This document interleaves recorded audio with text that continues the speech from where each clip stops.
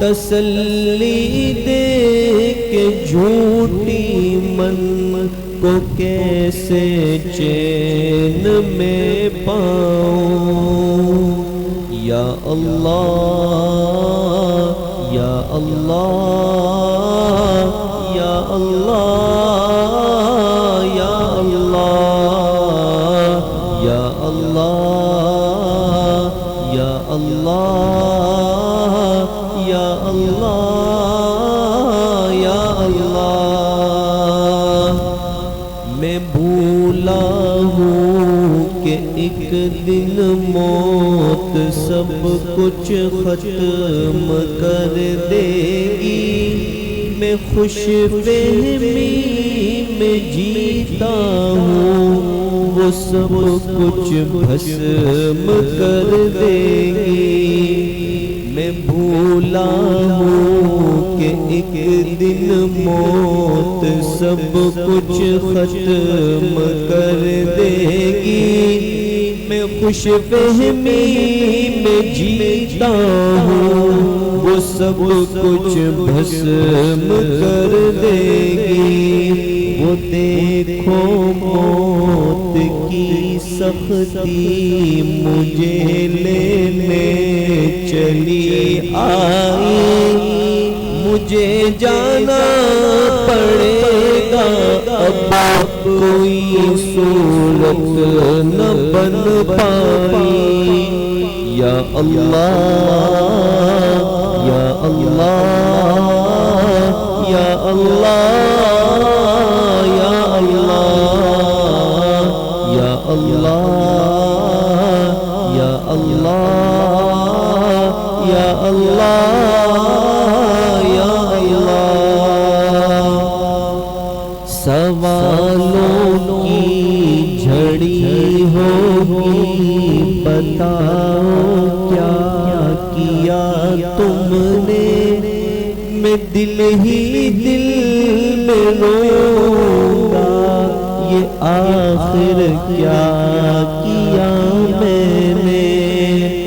سوالوں کی جھڑی ہوگی بتاؤ کیا کیا تم نے.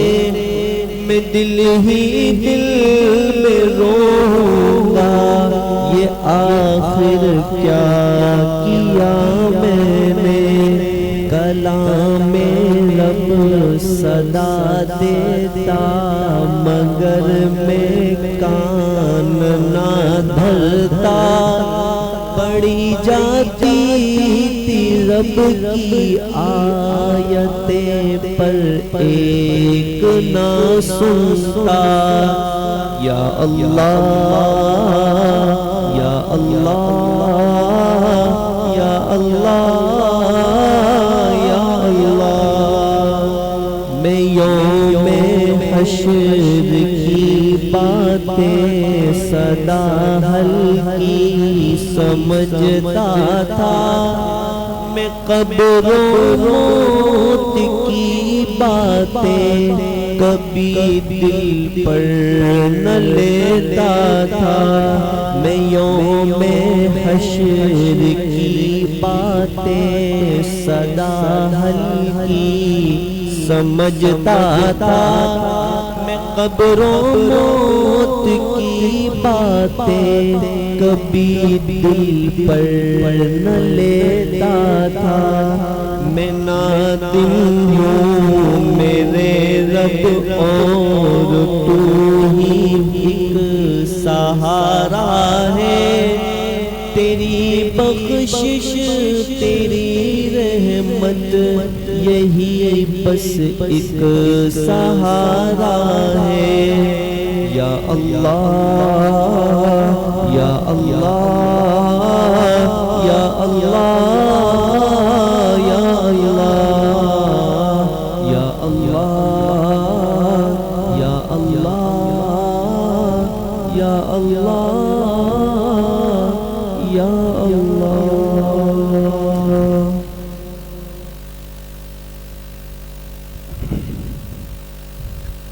لا الہ الا اللہ محمد رسول اللہ. الحمد للہ رب العالمین والصلاة والسلام على سيد الأنبياء والمرسلين سيدنا ومولانا محمد وآله وأصحابه أجمعين وعلى من تبعهم بإحسان إلى يوم الدين. یا اللہ یا ارحم الراحمین یا اکرم الاکرمین یا ذا الجلال والاکرام، ہمارے صغیرہ کبیرہ ظاہراً باطناً ہر طرح کے گناہوں کو معاف فرما دے. یا اللہ پوری امت کے گناہوں کو معاف فرما دے. یا اللہ زندگی کا بڑا حصہ معصیت میں آپ کی نافرمانی میں گزارا ہے، اس پہ بڑے نادم ہے، شرمندہ ہے. یا اللہ اپنا فضل فرما کر سابقہ زندگی کے تمام گناہوں کو، لغزشوں کو معاف فرما دے. یا اللہ عفو و درگزر کا معاملہ فرما دے. یا اللہ اپنے خاص رحم اور کرم کا معاملہ فرما دے. حضور علیہ الصلاۃ والسلام کی صحیح اور سچی محبت نصیب فرما دے. پوری زندگی اتباع سنت میں گزارنے کی توفیق یا اللہ نصیب فرما دے. نفس اور شیطان کے خواہشات سے، شیطان کے ساتھ دوستی لگانے سے، برے دوستوں کی صحبت اور تعلق سے یا اللہ ہم سب کو، ہماری آل اولاد کو، ہماری نسلوں کو، کل امت مسلمہ کو یا اللہ محفوظ فرما دے. یا اللہ اپنی ذات کی محبت ہمارے دلوں کے اندر پیدا فرما دے. یا اللہ اپنے حبیب کی سنتوں کی محبت ہمارے دلوں کے اندر پیدا فرما دے. یا اللہ صحابہ اکرام اور اس امت کے صالحین متقین کی محبت ہمارے دلوں کے اندر پیدا فرما دے. ظاہر اور باطن کے فتنوں سے یا اللہ ہم سب کی حفاظت فرما دے. یا اللہ مسجدوں سے تعلق اور جوڑ ہمیں نصیب فرما دے. یا اللہ نیک لوگوں کی مجلس میں، اہل علم کی صحبت میں بیٹھنے کی توفیق موت تک ہم سب کو نصیب فرما دے. یا اللہ ہمارے گھروں کے ماحول پہ رحم فرما دے. یا اللہ ہماری مستورات کی اصلاح فرما دے. ہمارے بچوں اور بچیوں کی تربیت اور اصلاح کی فکر یا اللہ والدین کے دلوں کے اندر پیدا فرما دے. گناہوں کے آلات، معصیت کے آلات، نافرمانیوں کی چیزوں سے یا اللہ ہمارے گھروں کو، ہماری مجلسوں کو، ہمارے ہاتھوں کو محفوظ فرما دے. رزق حلال واسع اور وافر مقدار میں یا اللہ نصیب فرما دے. خوب خوب برکتیں یا اللہ ہمارے رزق میں، ہمارے مال میں، ہمارے دسترخوان میں، ہمارے کاروبار میں، ہماری تجارت میں، ہماری آل و اولاد میں، پوری زندگی میں یا اللہ نصیب فرما دے. بے برکتی والی زندگی سے ہم سب کو یا اللہ محفوظ فرما دے. آخرت کی بھرپور تیاری کی توفیق نصیب فرما دے. اس آنے والی قبر کی رات کی تیاری کی توفیق یا اللہ نصیب فرما دے. ایمان والی زندگی اور کلمے والی موت یا اللہ ہم سب کو نصیب فرما دے. یا اللہ جب اس دنیا سے جانے کا وقت آئے اپنا فضل فرما کر ہماری زبان پہ کلمہ طیبہ لا الہ الا اللہ محمد الرسول اللہ کو جاری و ساری فرما دے. وصلی اللہ وسلم علی نبینا محمد وآلہ وصحبہ اجمعین.